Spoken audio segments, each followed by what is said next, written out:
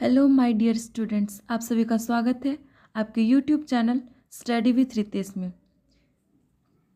ये सिर्फ एक चैनल नहीं है, आपका एक परिवार है खुद का, इसलिए इसको अपना समझकर इस पर बने रहिए। ये आप लोगों के लिए ही हेल्प के लिए है हमेशा।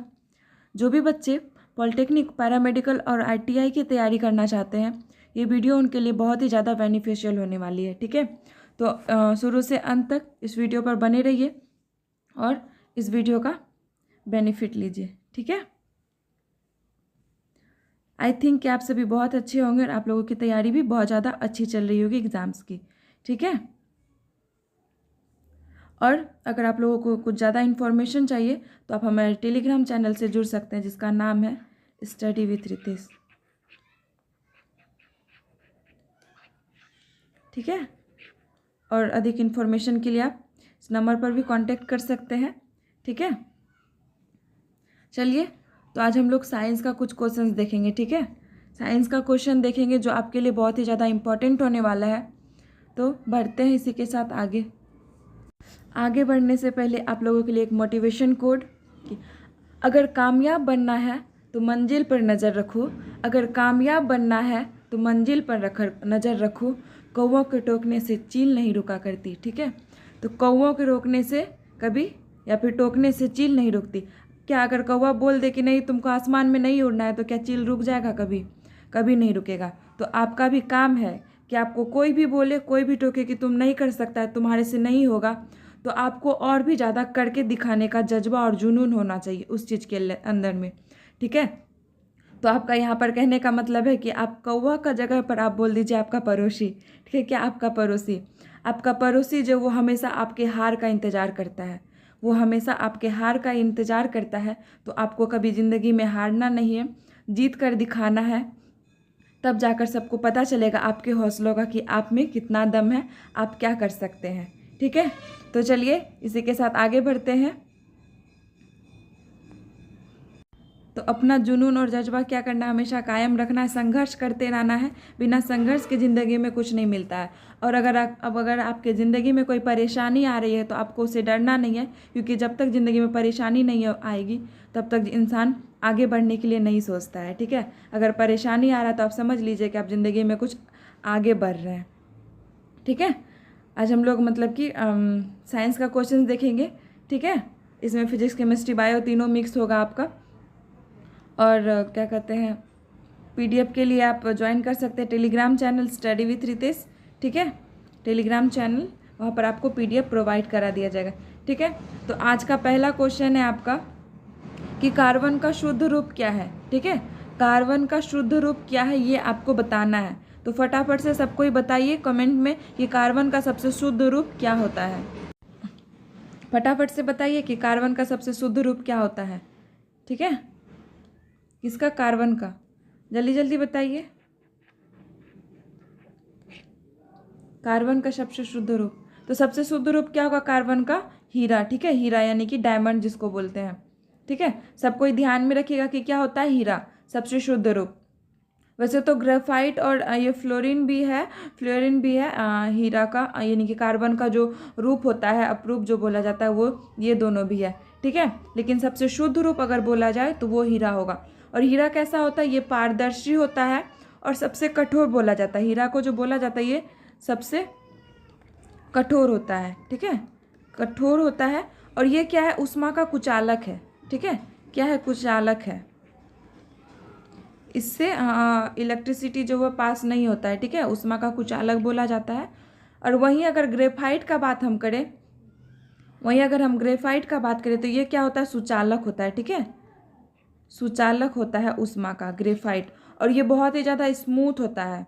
क्या होता है? स्मूथ होता है, जिसको बोलते हैं कि मतलब कि सॉफ्ट जो बोलते हैं वो होता है। और ये गुड कंडक्टर यानी कि सुचालक मतलब होता है गुड कंडक्टर ऑफ इलेक्ट्रिसिटी।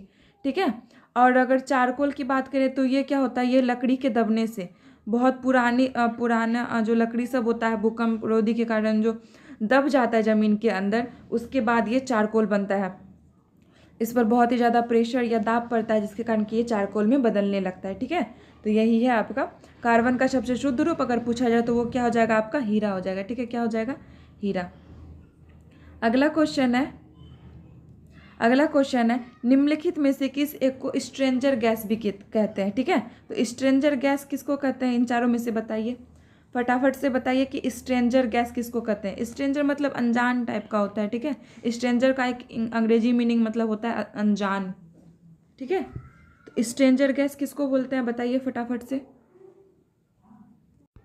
तो क्या हो जाएगा आप लोगों का आंसर, बताइए फटाफट से आप कमेंट में करके, क्या हो जाएगा। देखिए ऑप्शन क्या है, आर्गन है, नियोन है, जिनॉन है और नाइट्रस ऑक्साइड है, ठीक है। तो क्या हो जाएगा आपका, फटाफट से बताइए क्या हो जाएगा, ठीक है। तो क्या हो जाएगा आपका, चलिए बताइए फटाफट से क्या हो जाएगा। तो क्या हो जाएगा आपका इन चारों में से, जिनॉन, ठीक है। जिनॉन क्या होता है, ये आपका स्ट्रेंजर गैस होता है, ठीक है। क्या होता है, स्ट्रेंजर गैस होता है। और ये तीनों आर्गन, नियोन और जेनॉन, ये सब क्या है, अक्रिय गैस है, ठीक है। अक्रिय गैस है, अक्रिय गैस है जो कि किसी भी रासायनिक क्रिया में भाग नहीं लेती है, ठीक है। रासायनिक क्रिया में भाग नहीं लेती है। और इसको शून्य वर्ग का तत्व भी बोला जाता है। इसको क्या बोला जाता है, शून्य वर्ग का तत्व, ठीक है, तत्व। और ये मुक्त अवस्था में पाया जाता है, किसमें, मुक्त अवस्था में, मुक्त अवस्था में पाया जाता है, ठीक है। और सबका ये लिख लीजिए, ऑर्गन का क्या हो जाएगा आपका, इसको हम लोग AR से दिखाते हैं और इसका एटॉमिक नंबर कितना 18 हो जाता है। और नियोन को हम लोग Ne से दिखाते हैं, ठीक है, किससे, Ne से। और इसका हम लोग क्या हो जाता है, 10 हो जाता है एटॉमिक नंबर। और फिर जेनॉन को हम लोग किससे दर्शाते हैं, Xe से, ठीक है, किससे, Xe से दर्शाते हैं। और उसका एटॉमिक नंबर कितना 54, ठीक है, 54। सबको नोट करते हुए चलिए, बहुत ही ज़्यादा इंपॉर्टेंट है। आप लोगों को एक क्वेश्चन के साथ हम लोग 4-5 क्वेश्चन डील कर रहे हैं, तो ठीक है, वीडियो में आगे तक बने रहिए, लाइक एंड शेयर कीजिए ताकि ज़्यादा से ज़्यादा बच्चा जो है जुड़ सके इसके लिए, जो भी बच्चे ITI की तैयारी कर रहे हैं, ठीक है। अगला क्वेश्चन है आपका, रबर के व्यापारिक वल्कीकरण में किसका प्रयोग किया जाता है। तो आपको बताना है कि रबर के वल्कीकरण में किसका प्रयोग किया जाता है इन चारों में से, ठीक है। तो क्या हो जाएगा इसमें आपका, रबर के व्यापारिक वल्कीकरण में किसका प्रयोग किया जाता है, फटाफट से बताइए किसका प्रयोग किया जाता है, किसका प्रयोग किया जाता है, गंधक का, ठीक है। जो भी बच्चे आंसर दे रहे हैं गंधक, उसका सही हो जाएगा, ठीक है। किसका, गंधक का प्रयोग किया जाता है, ठीक है, गंधक का, ठीक है। तो किसका प्रयोग किया जाता है आपका, गंधक का प्रयोग किया जाता है, गंधक का। वहीं पर आपका कार्बन है, और कार्बन का एटॉमिक नंबर कितना होता है, कार्बन का एटॉमिक नंबर 6 होता है, ठीक है। और कार्बन के कितने एलोट्रोप्स हैं, एलोट्रोप्स यानी कि जो इसका अपरूप होता है वो 3 होता है, जो अभी हम पहले ही देखे कि हीरा, ग्रेफाइट और फ्लोरीन जो होता है वो। और कार्बन क्या है, ये नन मेटल है, ठीक है, क्या है, नन मेटल है, ओके। चलिए आगे बढ़ते हैं। चौथा नंबर क्वेश्चन है, एक रेडियो सक्रिय स्रोत की इकाई निम्नलिखित में से कौन सी एक है, ठीक है। तो रेडियो स्रोत की इकाई क्या होती है, यानी कि यूनिट क्या होगा, यूनिट बताना है आप लोगों को, फटाफट से बताइए कि रेडियो सक्रिय की यूनिट क्या होगी, इसकी इकाई क्या हो जाएगा, इसका इकाई आप लोग बताइए फटाफट से, रेडियो सक्रिय की। तो ये हो जाएगा आपका बैक्यूरल, ठीक है। क्या हो जाएगा, बैक्यूरल। एक तो क्यूरी भी होता है और बैक्यूरल भी होता है, ठीक है, ठीक है। क्या हो जाएगा, बैक्यूरल। और इसका मतलब कि ये खोज कौन किया था, बैक्यूरल का, रेडियोधर्मिता का, रेडियोधर्मिता का खोज कौन किया था बताइए, रेडियोधर्मिता का खोज किसने किया था, फटाफट से बताइए। तो क्या हो जाएगा, AH बैक्यूरल ने, ठीक है, AH बैक्यूरल ने रेडियोधर्मिता की खोज की थी। कब की थी, 1869 में, कब, 1869 में, ठीक है। और यहाँ पर हम लोग देखते हैं अब एक एक करके, लक्स किसका यूनिट है, ये किसका है, प्रदीप्ति का, प्रदीप्ति घनत्व का, ठीक है, किसका, प्रदीप्ति घनत्व का है। और टेस्ला किसका है भाई, तो टेस्ला किसका है, फ्लक्स सीमेंस का, ठीक है, फ्लक्स का, ठीक है, फ्लक्स घनत्व का, फ्लक्स घनत्व का है टेस्ला। और सीमेंस किसका है, ये चालकता का, ठीक है, किसका, चालकता का, ठीक है, चालकता का। चलिए आगे बढ़ते हैं, सब कोई नोट करते हुए जाइएगा आगे, ठीक है, सब कोई नोट करते हुए आगे बढ़िएगा। अगला क्वेश्चन है, निम्नलिखित में से किस पदार्थ में ध्वनि की गति सबसे धीमी होती है? तो सबसे बताइए कि सबसे धीमी ध्वनि गति किस में होती है? ये तो सबको पता होना चाहिए, जो भी बच्चे 10th-12th करे हुए हैं सबको पता होना चाहिए कि किस में होता है। तो किस में होता है, फटाफट से बताइए सब कोई, ठीक है। तो क्या हो जाएगा, ऑप्शन ए, जो भी बच्चे ऑप्शन ए कर रहे हैं उसमें क्या हो जाएगा आपका, सही हो जाएगा, वायु यानी कि गैस, ठीक है, किस में, गैस, वायु यानी कि गैस में ध्वनि की धीमी गति जो है वो सबसे ज़्यादा होती है। और सबसे ज़्यादा किस में होता है तेज, कास्ट में यानी कि ठोस में, ठीक है, किस में, ठोस में। और बीच में किस में होता है, तरल में, तरल यानी कि जो होता है लिक्विड जिसको बोलते हैं, ठीक है, किस में, लिक्विड में। तो हम लोग को क्या देखे कि सबसे कम होता है वायु में और सबसे ज़्यादा ठोस में होता है और बीच में किस में, लिक्विड में होता है, ठीक है, लिक्विड में होता है। अगर यहीं पर वायु का दिया, अगर बोला प्रकाश की चाल सबसे अधिक किस में होती है, तो प्रकाश की चाल सबसे अधिक किस में होती है, निर्वात में होती है, ठीक है, किस में, निर्वात में, प्रकाश की चाल, ठीक है, प्रकाश की चाल किस में होती है सबसे अधिक, निर्वात में, ठीक है। चलिए अगला क्वेश्चन है आपके सामने कि किसी पिंड के संवेग परिवर्तन की दर किसके बराबर होती है, ठीक है। तो किसी पिंड के संवेग परिवर्तन की दर किसके बराबर होती है? संवेग परिवर्तन ये किस नियम का आता है, न्यूटन का कौन सा नियम है संवेग का परिवर्तन, बताइए, न्यूटन के कौन से नियम के अंदर आता है संवेग का परिवर्तन? फटाफट से पहले आंसर बताइए कि क्या होगा, संवेग का परिवर्तन का दर किसके बराबर होता है? तो जो भी बच्चे ऑप्शन नंबर सी कर रहे हैं उनका आंसर क्या है, सही है, ठीक है, परिणामी बल, ठीक है, किसके, परिणामी बल के, ठीक है। तो क्या होता है आपका जो एफ बराबर क्या होता है, एफ बराबर होता है आपका डेल पी और डेल टी, ठीक है, कितना, डेल पी और डेल टी, यही है संवेग का परिवर्तन जो कि एफ के बराबर होता है, यानी कि फोर्स यानी कि परिणामी बल के बराबर होता है, ठीक है। और ये क्या है, न्यूटन का दूसरा गति नियम है, ठीक है, न्यूटन के दूसरे गति के नियम है, दूसरे नियम है, ठीक है, दूसरे नियम। ये जो संवेग परिवर्तन है ये क्या है, न्यूटन के दूसरे नियम के अंतर्गत आता है। चलिए अगला क्वेश्चन, निम्नलिखित में से कौन सा एक अधिक मृदु है, ठीक है, बताना है कि सबसे अधिक मृदु कौन है इन चारों में से। सबसे पहला है सोडियम, एल्यूमिनियम, आयरन और लिथियम, ठीक है, इन चारों में से बताना है कि सबसे अधिक मृदु कौन सा है, फटाफट से बताइए, तब तक हम इधर ये बता दे रहे हैं। आयरन का सिंबल क्या होता है, Fe होता है, ठीक है, Fe होता है, और इसको हम लोग, इसका एटॉमिक नंबर कितना, 26 होता है, और लिथियम का कितना होता है, Li, ठीक है, ये सिंबल है, और इसका एटॉमिक नंबर कितना होता है, 3 होता है, ठीक है, 3 होता है। तब तक बताइए कि कौन सा अधिक मृदु है, फटाफट से, फटाफट से बताइए कि सबसे अधिक मृदु कौन सा है, ठीक है। इसका आंसर क्या हो जाएगा आपका, सोडियम, ठीक है, क्या हो जाएगा, सोडियम, सोडियम जो वो सबसे अधिक मृदु होता है, ठीक है। और सोडियम का क्या होता है, Na होता है, और इसको हम लोग किससे डिनोट करते हैं, यानी कि Na से, और इसका 11 होता है।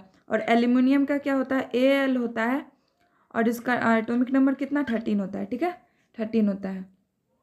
और आयरन जो वो सबसे सॉफ्ट एलिमेंट है जिसको कि हम लोग चाकू से भी कट कर सकते हैं, ठीक है, किससे, चाकू से भी कट कर सकते हैं।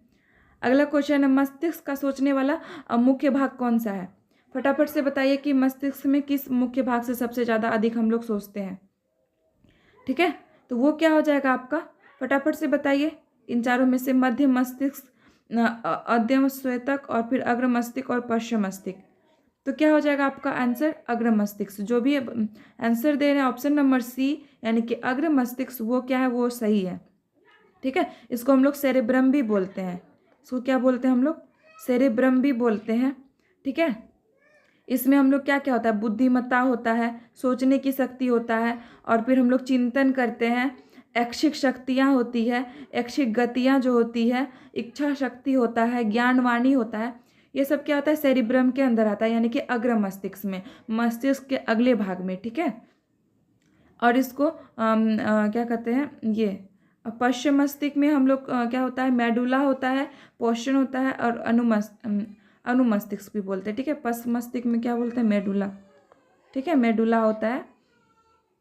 और फिर मध्य मस्तिष्क, और हम लोग ये देखते हैं, ठीक है, ब्रेन का वजन कितना होता है, यानी कि दिमाग का जो मस्तिष्क का वजन कितना होता है। वैसे तो हम लोग एवरेज 1400 ग्राम लेके चलते हैं, लेकिन अगर अलग अलग देखें तो ये कितना 13 से 1400 ग्राम के बीच में होता है, ठीक है, 13 से 1400 ग्राम के बीच में होता है। अगर हम लोग वुमेन का ले, यानी कि महिला का ले तो वो कितना होता है, 1198 ग्राम, ठीक है, कितना, 1198 ग्राम महिला के लिए होता है, ठीक है। चलिए आगे बढ़ते हैं। अगला है, मूत्र में प्रायः कौन सा विटामिन, यानी कि या कौन से विटामिन उत्सर्जित होते हैं, ठीक है। बताना है कि मूत्र में कौन सा विटामिन उत्सर्जित होता है। अब बताइए कि सबसे पहले विटामिन भी दो प्रकार का होता है, कौन कौन सा, एक वसा में घुलनशील और एक जल में घुलनशील। अब भाई मूत्र क्या है, ये तो जल है, ठीक है, जो पानी हम लोग शरीर में लेते हैं पीते हैं वही ना फिर वेस्टेज के थ्रू निकलता है बाहर, ठीक है। तो जो भी विटामिन जो होगा वो जल में घुलनशील होगा, वही विटामिन बाहर आएगा, वही विटामिन ना जल के साथ यानी कि मूत्र के साथ बाहर आएगा। तो सबसे पहले वसा में घुलनशील विटामिन कौन कौन सा, विटामिन के, विटामिन ई और विटामिन डी और विटामिन ए, ठीक है। इसको याद किससे रखते हैं, केडा, ठीक है, केडा, ये क्या है, वसा में घुलनशील है, ठीक है।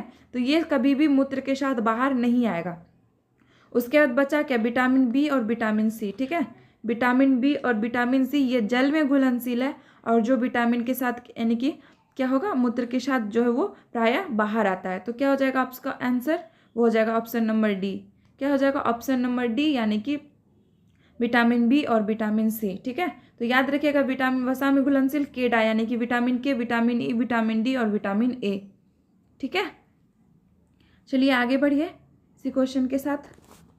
अगला क्वेश्चन है आपका, किस एक रोग का कारण निम्नलिखित में से विषाणु है, ठीक है। किस एक रोग का कारण यहाँ पर विषाणु है, तो बताइए फटाफट से कौन से रोग से विषाणु होता है, मतलब कि विषाणु से कौन सा रोग होता है। एक विषाणु होता है और जीवाणु होता है, ठीक है, विषाणु और जीवाणु होता है। तो बताना कि विषाणु से कौन सा रोग होता है, ठीक है, फटाफट से बताइए इस चारों में से विषाणु से होने वाला रोग। विषाणु यानी कि वायरस, ठीक है, विषाणु यानी कि वायरस, और जीवाणु यानी कि बैक्टीरिया, ठीक है, बैक्टीरिया। तो जो भी बच्चे ऑप्शन नंबर सी कर रहे हैं उनका आंसर सही है। क्या, इन्फ्लुएंजा। आप लोग सब जानते हैं इन्फ्लुएंजा वायरस होता है, HIV वायरस होता है, ये सब क्या है, ये सब क्या है, हमारा वायरस है, वायरस होने वाला, ठीक है। तो ये क्या होगा, इन्फ्लुएंजा वायरस होगा। अब यहाँ जो बचा एक्जिमा, टाइफाइड और डिप्थीरिया, ये क्या हो जाएगा, जीवाणु से हो जाएगा, ये क्या हो जाता है, जीवाणु से हो जाता है, ठीक है, किससे, जीवाणु से,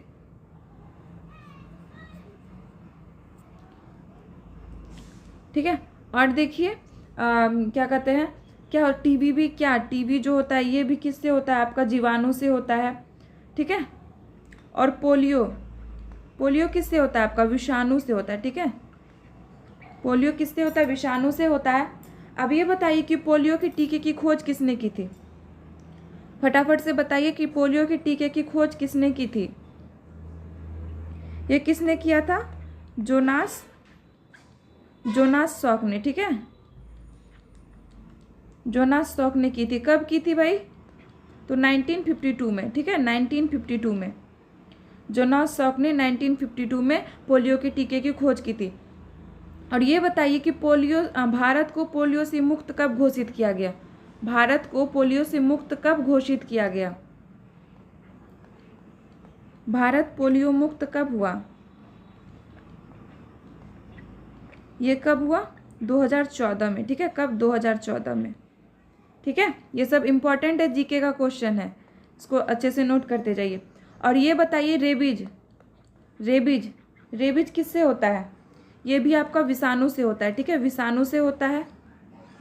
और रेबीज के टीके की खोज किसने की थी, रेबीज के टीके की खोज किसने की थी, तो किसने की थी, लुईस पास्चर ने, ठीक है, लुईस पास्चर ने की थी। और भारत का सबसे पहला राज्य, भारत का सबसे पहला राज्य कौन सा है जिसको रेबीज मुक्त घोषित किया गया? भारत का सबसे पहला राज्य कौन सा है जिसको रेबीज मुक्त घोषित किया गया? तो वो कौन सा है? गोवा। ठीक है, कौन सा है? गोवा राज्य है जिसको सबसे पहला राज्य मतलब कि रेबीज मुक्त राज्य घोषित किया गया। ठीक है, अगला क्वेश्चन देखिए। अगला क्वेश्चन है आपका, निम्नलिखित में से एक जंतु जो त्वचा एक श्वसन तैयार रहेंगे। ठीक है, तो यहाँ पर त्वचा से कौन एक श्वसन करता है? ठीक है, तो बताइए फटाफट से। कॉकरोच, मेढक, शार्क और व्हेल। तो क्या हो जाएगा आपका? मेढक। जो भी बच्चे मेढक आंसर कर रहे हैं वो सही हो जाएंगे। मेढक जो है वो त्वचा से भी श्वसन करते हैं, फेफड़ा से भी करते हैं और मुंह के अस्तर से भी करते हैं। ठीक है, मुंह के अस्तर से भी करते हैं मेढक। ठीक है, तो इसका आंसर क्या हो जाएगा? मेढक। और मेढक में कितना चेम्बर हार्ट होता है? मेंढक में जो है वो 3 चेम्बर हार्ट होता है। ठीक है, 3 कक्ष होता है किसका? हृदय का। 3 कक्ष होता है हृदय का। और मनुष्य में कितना होता है? 4 कक्ष होता है हृदय का। ठीक है, अब ये बताइए कि कमरे के तापमान पर कौन सी अधातु द्रव्य अवस्था में रहती है? कमरे के ताप पर कौन सी धातु मतलब द्रव्य अवस्था में रहती है? ठीक है, द्रव्य अवस्था में रहती है। फटाफट से बताइए। पहला है टीन, ब्रोमीन, पारा और बोरॉन। तो बताइए फटाफट से क्या हो जाएगा कमरे की ताप पर? सबसे पहले तो कमरे का ताप कितना होता है? 25 डिग्री सेल्सियस। कितना? 25 डिग्री सेल्सियस जो है वो कमरे का ताप होता है, जिसको हम लोग रूम टेम्परेचर बोलते हैं। ठीक है, रूम टेम्परेचर। ठीक है, तो क्या हो जाएगा आपका आंसर? जो भी बच्चे आंसर नंबर बी कर रहे हैं, ऑप्शन नंबर बी कर रहे हैं, वो सही है। क्या? ब्रोमीन। ठीक है, ब्रोमीन जो है वो एक ऐसा धातु है जो कि कमरे पर जो है कमरे के ताप पर द्रव्य अवस्था में रहता है। ठीक है, द्रव्य अवस्था में रहता है। ठीक है, और कौन कौन सा हम लोग का यानी कि टेम्परेचर यानी कि फ़ारेनहाइट और डिग्री सेल्सियस में बदलने के लिए एक फॉर्मूला होता है। अगर टेम्परेचर देख रहे हैं तो इसको भी हम लोग लेके ही चलते हैं। ठीक है, तो क्या होता है? F-32/9 equal to C/5। ठीक है, F से फ़ारेनहाइट में, अगर फ़ारेनहाइट में दिया रहेगा तो हम इसको डिग्री सेल्सियस में चेंज कर सकते हैं। अगर डिग्री सेल्सियस दिया है तो हम इसको फ़ारेनहाइट में चेंज कर सकते हैं। ठीक है, ये टेम्परेचर का रिलेशन फॉर्मूला है। ठीक है, चलिए आगे बढ़ते हैं। अगला क्वेश्चन है आपका, कैल्शियम परमाणु संख्या की संयोजकता बताइए। कैल्शियम परमाणु संख्या की फटाफट से। कैल्शियम परमाणु संख्या की संयोजकता बताइए। Ca इसको और ये 20, इसका Ca सिंबल है और 20 क्या है? एटॉमिक नंबर है। इसका क्या हो जाएगा? जो भी बच्चे ऑप्शन नंबर बी कर रहे हैं वो सही है। ठीक है, क्या हो जाएगा? बी। इसको कैसे हम लोग बनाते हैं 20 को? 1s2 2s2 2p6, ठीक है, 3s2 और फिर 3p6 और फिर 4s2। ठीक है, अब देखिए 2 4 6 4 10 12 6 18 2 20 पूरा। और जो ये अंत वाला होता है उसी को हम लोग संयोजकता मानते हैं। ठीक है, अंत वाला जो होता है उसको हम लोग संयोजकता लेते हैं। ठीक है, तो कैल्शियम का संयोजकता क्या हो जाएगा 20 का, यानी कि 2 हो जाएगा। ठीक है, क्या हो जाएगा? 2 हो जाएगा। अगला क्वेश्चन है, शुद्ध जल का पीएच मान क्या होगा? शुद्ध जल का पीएच मान क्या होगा? तो शुद्ध जल का पीएच मान क्या हो जाएगा आपका? 7। सबको पता है क्या हो जाएगा? 7। ठीक है, तो जो भी ऑप्शन नंबर सी कर रहे हैं वो सही है। ठीक है, तो आपको बताना है कि ब्लड का पीएच मान कितना होता है? ये 7.4 होता है। ठीक है, ब्लड का पीएच मान कितना होता है? ये 7.4 होता है। और फिर शराब का कितना होता है? 2.8 होता है। और मानव मूत्र का कितना होता है? ये आपका 4.8 से लेकर 8.4 तक होता है। ठीक है, और दूध का कितना होता है? आपका 6.4 होता है। ठीक है, और पीएच का फुल फॉर्म क्या होता है बताइए तो? पीएच का फुल फॉर्म क्या होता है? ये होता है पोटेंशियल ऑफ हाइड्रोजन। ठीक है, क्या होता है? Potential of hydrogen. ओके, और देखिए पीएच मान जो होता है वो अगर 7 से कम हो तो क्या हो जाएगा आपका? ये अम्लीय हो जाएगा। ठीक है, 7 से कम अम्लीय हो जाएगा और 7 से अधिक क्या हो जाएगा आपका? क्षारीय हो जाएगा। ठीक है, क्या हो जाएगा? क्षारीय हो जाएगा। ये ध्यान में रखिएगा। अगला है खाने के सोडे का रासायनिक सूत्र क्या होता है। खाने के सोडे का रासायनिक सूत्र क्या होता है, यानी कि जिसको हम लोग ईटिंग सोडा बोलते हैं, ठीक है। इसका क्या होता है आपका, फटाफट से बताइए। Option number Na2CO3, NaHCO3, NaCl, NaHCl, ठीक है। तो क्या हो जाएगा आपका, क्या हो जाएगा आपका, जल्दी से बताइए। ये हो जाएगा आपका NaHCO3, ठीक है। खाने के सोडा को हम लोग क्या बोलते हैं, NaHCO3, यानी कि सोडियम बाइकार्बोनेट, ठीक है। क्या, सोडियम बाइकार्बोनेट। इसका रासायनिक नेम क्या हो जाएगा, सोडियम बाइकार्बोनेट, ठीक है। और वॉशिंग सोडा का क्या होता है, वॉशिंग सोडा यानी कि धोबन सोडा जिसको बोलते हैं, धोबन सोडा का क्या हो जाएगा, Na2CO3, ठीक है। Na2CO3 ये हो जाएगा आपका वॉशिंग सोडा। इसी को हम लोग, इसको और हम लोग क्या बोलते हैं, हम लोग सोडियम, ठीक है, सोडियम कार्बोनेट, इसको हम लोग बोलते हैं सोडियम कार्बोनेट, ठीक है।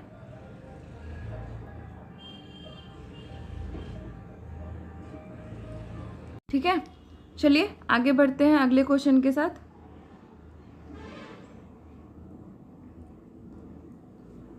अगला क्वेश्चन है आपका कि निम्न में से किस पर ऋण आवेश होगा, ठीक है। किस पर मतलब कि माइनस का साइन जो होगा, यानी कि ऋण आवेश किस पर होगा, निगेटिव साइन, ठीक है। तो वो किस पे होता है आपका, बीटा कण पे, ठीक है। किस पे, बीटा कण पे,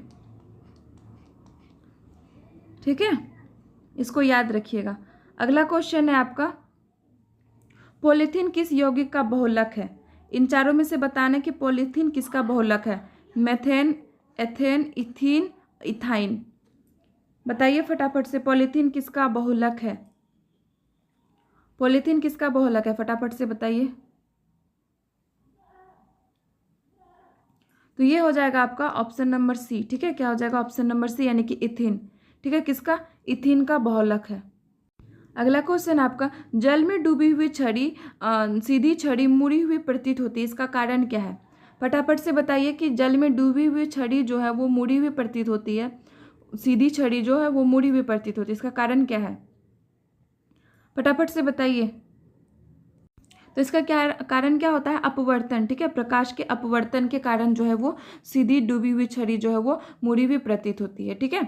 और अपवर्तन कब होता है, जब कोई भी रे जो होता है वो विरल से सघन में जाती है, ठीक है। किसमें, विरल से सघन में। जब सघन में जाएगी तो वो क्या होती है, सेंटर की तरफ, यानी कि नॉर्मल की तरफ मुड़ने लगती है, ठीक है। ये इंसिडेंट रे है, ये रिफ्लेक्टेड रे है, और ये जो रे आ रही है वो नॉर्मल की तरफ जब मुड़ने लगेगी तो वो क्या हो जाएगा आपका, ये अपवर्तन होता है, और उसके कारण जो है कोई भी चीज़ मुड़ा हुआ प्रतीत होता है, ठीक है। विरल से सघन में जब जाता है, ठीक है। वहीं पर है आपका परावर्तन। परावर्तन जो होता है क्या होता है, एक ही सतह पर, ठीक है। कब, कहाँ, एक ही सतह पर, जो जिस सतह से आया उसी सतह में जब रिफ्लेक्ट कर जाएगा तो वो क्या हो जाएगा आपका, वो हो जाएगा आपका परावर्तन, ठीक है। Angle i equal to angle r हो जाता है, 45 डिग्री पे बनता है, ठीक है। अगला क्वेश्चन है आपका कि एक तरंग की चाल 330 मीटर पर सेकेंड है तथा तरंगी दैर्घ्य कितना है, 3 मीटर है। तो तरंग की आवृत्ति बताइए। तरंग की आवृत्ति बताना है, फटाफट से सबको निकाल कर बताइए। सबसे पहले तो जो जो दिया हुआ है उसको आप लिख लीजिए। तरंग की चाल दिया हुआ है, तरंग की चाल दिया हुआ यानी कि वेलोसिटी दिया हुआ है, वेलोसिटी कितना, 330 मीटर पर सेकेंड, ठीक है। और तरंग दैर्घ्य यानी कि वेवलेंथ, वेवलेंथ कितना आपका, 3 मीटर। और निकालना क्या है, आवृत्ति, ठीक है। आवृत्ति निकालना यानी कि एफ निकालना या फिर एन बोल सकते हैं, ठीक है। तो फॉर्मूला क्या होता है, भी बराबर होता है आपका, भी बराबर होता है एन लेमडा, ठीक है। एन लेमडा, भी बराबर एन लेमडा यानी कि एन इंटू लेमडा। तो इसको हम लोग ये चेंज कर सकते हैं, इसको हम लोग एन बराबर लिख सकते हैं भी बाय लेमडा, ठीक है। क्या, भी बाय लेमडा। तो वेलोसिटी कितना मेरा 330 मीटर, 330 मीटर पर सेकेंड। और फिर वेवलेंथ कितना दिया हुआ है मेरा, 3 मीटर, ठीक है, 3 मीटर। इसको जब हम लोग कटाएंगे तो 110, ठीक है। क्या हो जाएगा, 110, ठीक है, 110 मीटर पर सेकेंड हो जाएगा, ठीक है। ये जो ऑप्शन नंबर आपका 20 है, 110 प्रति सेकेंड, ठीक है, पर सेकेंड हो जाएगा, ठीक है। तो ये आपका आंसर, मतलब ऑप्शन नंबर बी जो है वो आपका आंसर हो जाएगा। ठीक है, सबसे पहले क्वेश्चन बनाने का तरीका कि जो दिया हुआ उसको लिख लें, फिर फॉर्मूला देखें, फॉर्मूला लिखें और फॉर्मूला में देखें कि क्या क्या दिया हुआ, उसके हिसाब से बैठा के आप निकाल सकते हैं। ठीक है, उसके हिसाब से बैठा सकते हैं। आज का आखिरी प्रश्न है आप लोगों के लिए, कवच युक्त जंतु, ठीक है, किस संघ के अंतर्गत आते हैं? बताइए कि कवच युक्त जो जंतु है वो किस संघ के अंतर्गत आते हैं? फटाफट से बताइए क्या हो जाएगा आपका आंसर इन चारों में से। एक है इकाइनोडर्मेटा है, सिलेंट्रेटा है, मोलस्का है और अर्थ्रोपोडा है। ठीक है, ये बायोलॉजी का क्वेश्चन है। ये आपका 9th क्लास के बुक में भी पढ़े होंगे और 11th में भी पढ़े होंगे जो लोग बायोलॉजी लिए होंगे। ठीक है, तो संघ होता है ये जंतु का, यानी कि एनिमल जिसको हम लोग बोल सकते हैं। तो सिलेंट्रेटा होता है, मोलस्का होता है, अर्थ्रोपोडा होता है, इकाइनोडर्मेटा होता है। तो इसको हम लोग बायोलॉजी के क्लास में डिटेल से पढ़ेंगे। ठीक है, तो अभी यहाँ पर बस हम लोग आंसर का मतलब ऑप्शन जान लेते हैं क्वेश्चन का। तो ये क्या हो जाएगा आपका मोलस्का। ठीक है, मोलस्का जो है वो उसके ऊपर जो है वो मतलब कि ये कवच होता है लगा हुआ। ठीक है, शरीर के ऊपर कवच युक्त होता है। ठीक है, तो ये मोलस्का होता है। चलिए आज के लिए इतना ही। ठीक है, अगर वीडियो अच्छी लगी हो तो लाइक एंड शेयर, और जो भी बच्चे चैनल पर नए हैं वो सब्सक्राइब कर लें। ठीक है, सब्सक्राइब कर लें ताकि आपको, और ऑल नोटिफिकेशन का दबा लें ताकि आपको हर एक क्लास का नोटिफिकेशन आपको समय पर मिलता रहे। ठीक है, और इसी तरह वीडियो पर बने रहिए अंत तक क्लास में, क्योंकि ये आपके एग्ज़ाम के लिए बहुत ही ज़्यादा हेल्पफुल है। ठीक है, तो आज के लिए बस इतना ही। Tata, bye bye, take care, और अपना संघर्ष जारी रखिए। जब तक संघर्ष रहेगा, जब तक जुनून और जज्बा रहेगा जीतने का, तभी हम लोग कुछ ज़िंदगी में आगे कर पाएंगे। ठीक है, तो अपना ख्याल रखिए, सब मन से पढ़ाई कीजिए। Bye bye.